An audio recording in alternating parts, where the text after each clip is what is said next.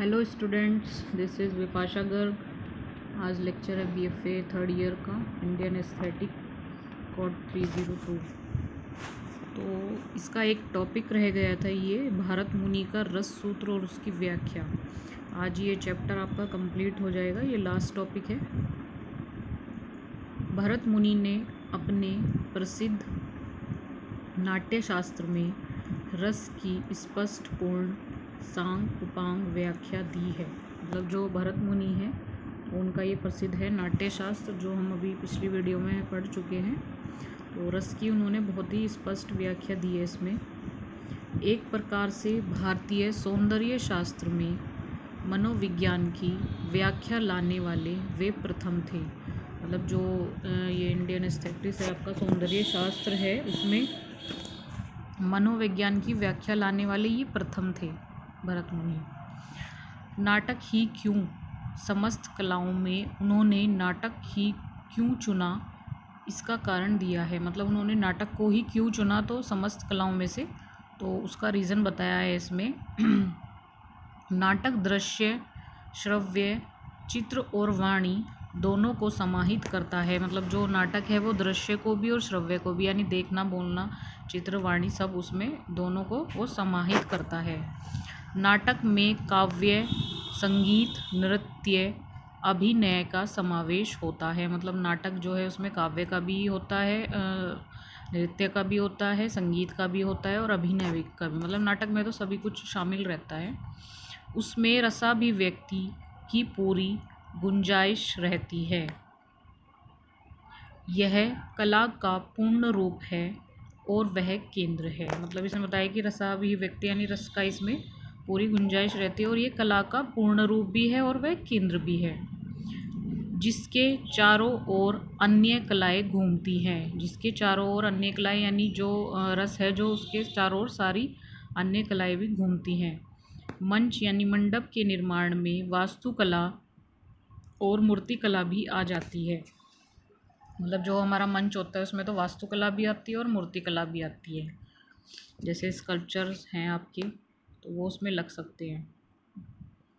भरत मुनि ने स्वयं मंच निर्माण के मापों सहित विस्तृत निर्देश दिए। मतलब भरत मुनि ने खुद ही मंच निर्माण के लिए मापों सहित यानी सबका माप और विस्तृत यानी पूरी तरह से उसमें निर्देश दिए थे।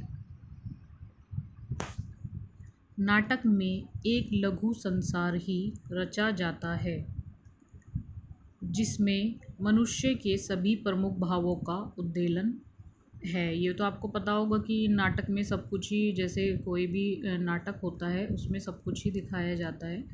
तो इसमें यही बताया है कि नाटक में एक लघु संसार ही रचा जाता है। भावों का उद्दोलन मतलब एक्सप्रेशंस, जो भी आपके एक्सप्रेशंस हैं उनको, मतलब मनुष्य के जो जितने भी सभी भाव हैं उनको इसमें दिखाया जाता है।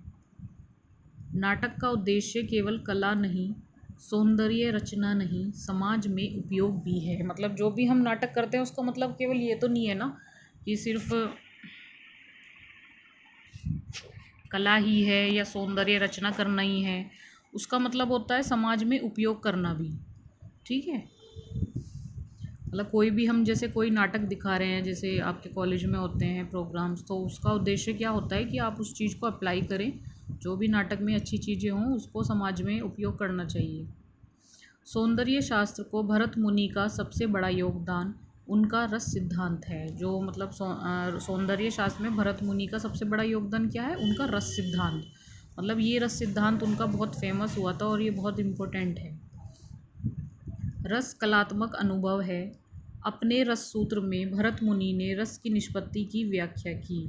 मतलब अपने रस सूत्र में भरत मुनि ने रस की निष्पत्ति की व्याख्या की थी, यानी कार्य सिद्धि की।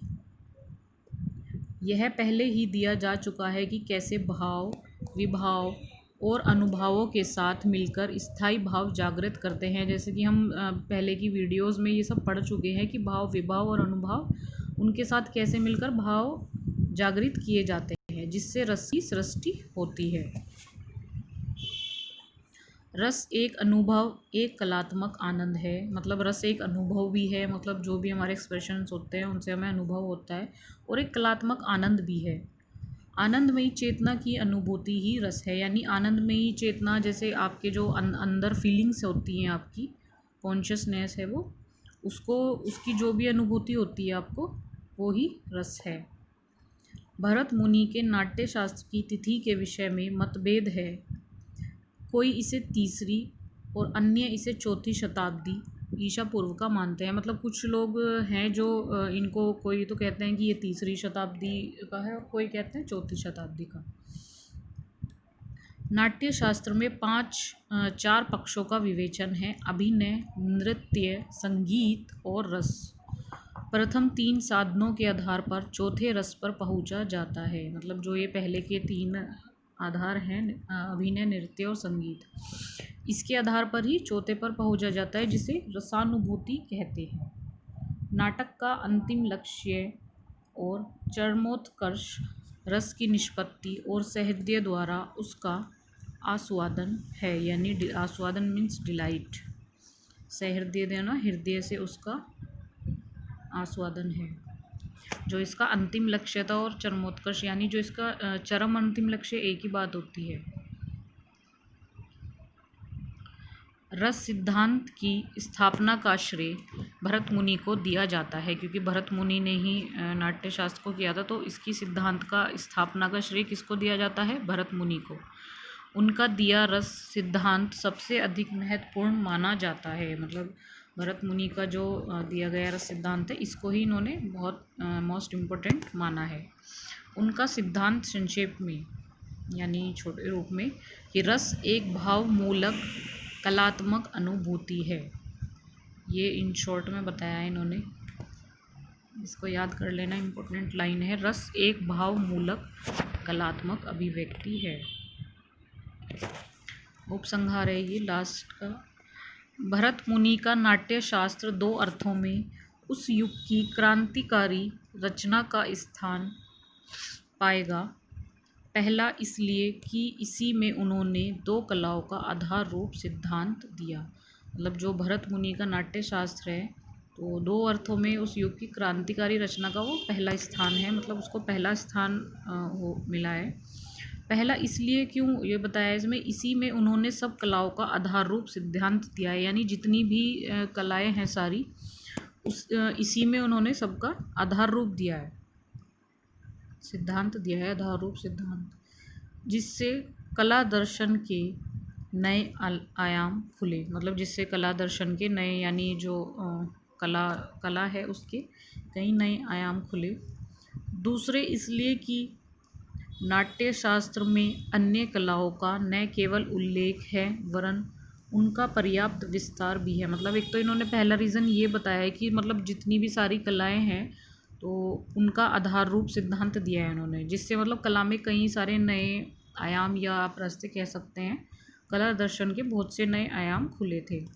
और दूसरा उन्होंने ये बताया कि नाट्य शास्त्र में अन्य कलाओं का न केवल उल्लेख है वरन उनका पर्याप्त विस्तार भी है, यानी मतलब उनका अच्छा पूरा विस्तार है, एक्सप्लेनेशन दी गई है। दूसरा रीज़न उन्होंने ये बताया, मतलब अन्य कलाओं का उल्लेख भी है और सभी को मतलब अच्छी उसमें डेफिनेशन दी गई है, मतलब एक्सप्लेन किया गया है उनको अच्छे से।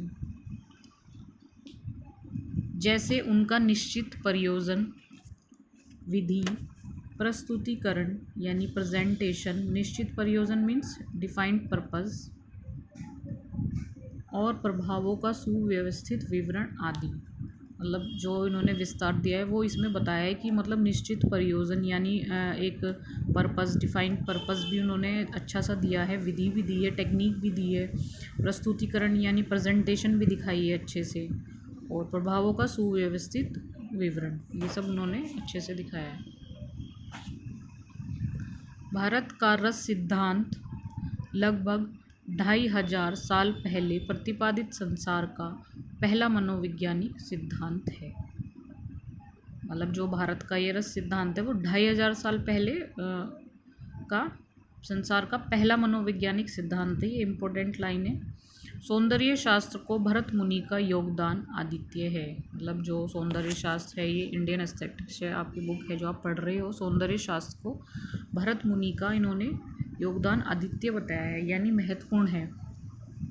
ठीक है, तो आज आपका ये वाला चैप्टर कंप्लीट हो गया है। कल नेक्स्ट चैप्टर स्टार्ट होगा आपका।